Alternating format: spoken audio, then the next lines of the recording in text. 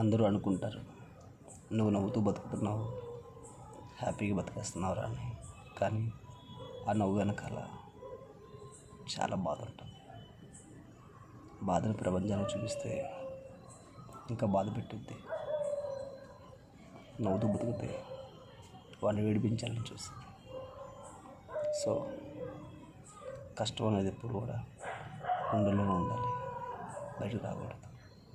పెదాల మీద చిరునవ్వు ఎప్పుడు పోకూడదు. ఎందుకంటే ఈ ప్రపంచం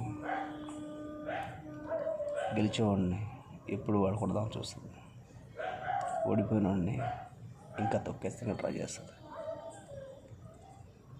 జీవితమైనా ప్రేమైనా